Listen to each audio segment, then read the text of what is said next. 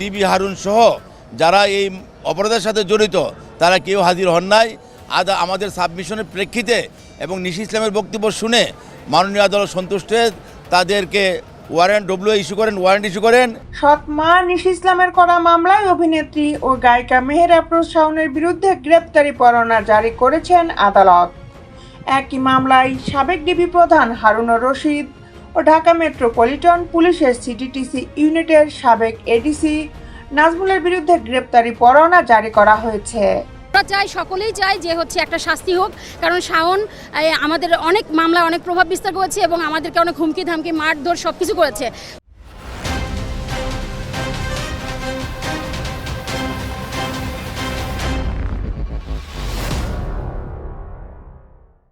বিস্তারিত নিয়ে আপনাদের সাথে আছি আমি শামীমা সুলতানা।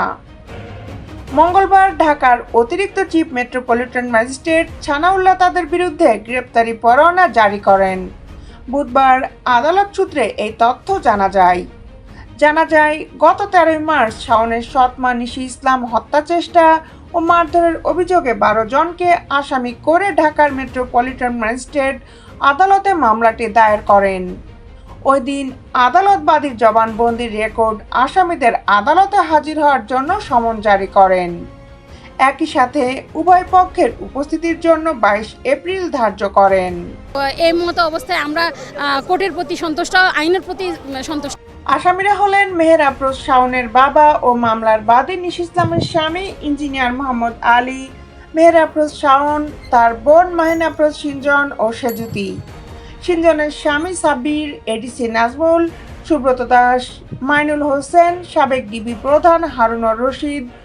এর মধ্যে পুলিশ পরিদর্শক সাইফুল ইসলাম ভূঁইয়া ও উপপরিদর্শক শাহ আলম গতকাল আদালতে হাজির হয়ে আত্মসমর্পণ করে জামিন আবেদন করেন। আদালত তাদের জামিন মঞ্জুর করে বাকি 10 আসামি আদালতে উপস্থিত না হওয়ায় তাদের বিরুদ্ধে গ্রেপ্তারি পরোয়ানা জারি করেন। মামলা সূত্রে জানা যায় 2024 সালের 21 ফেব্রুয়ারি শরীয়ত মোতাবেক 50 লক্ষ টাকা দেনমোহর ধার্য করে এবং 50,000 টাকা উসুল করে আসামি ইঞ্জিনিয়ার মোহাম্মদ আলী তার পূর্বের স্ত্রীর কথা গোপন রেখে বাদী নিশিকে বিয়ে করেন। বিয়ের বিষয়টি জানতে চাইলে সে তার প্রথম বিয়ে সম্পর্কে জানাতে বিভিন্ন রকমের ছলনা ও প্রতারণার আশ্রয় নেন এবং তার সকল প্রতারণার কথা স্বীকার করেন। পরবর্তীতে 28 ফেব্রুয়ারি শাওনের বোন সিনজন এবং তার স্বামী সাব্বির বাদীর বাড়িতে এসে বিয়ের সম্পর্ক গোপন রাখার জন্য হুমকি দেয়। এরপর 4 মার্চ আসামি মোহাম্মদ আলী নিজের অসুস্থতার কথা জানিয়ে বাদীকে গুলশানের বাসায় যাওয়ার জন্য বলেন।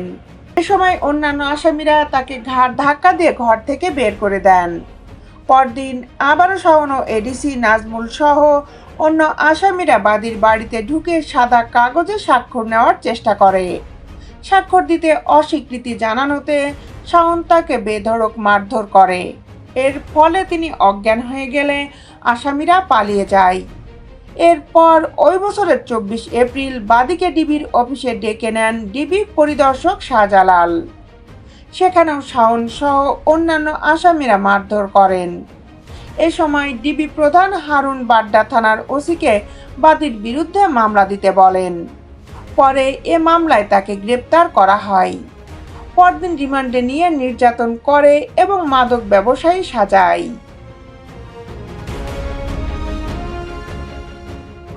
দেশ বিদেশের আপডেট নিউজ পেতে আমাদের সাথেই থাকুন। Justice television, Dhaka.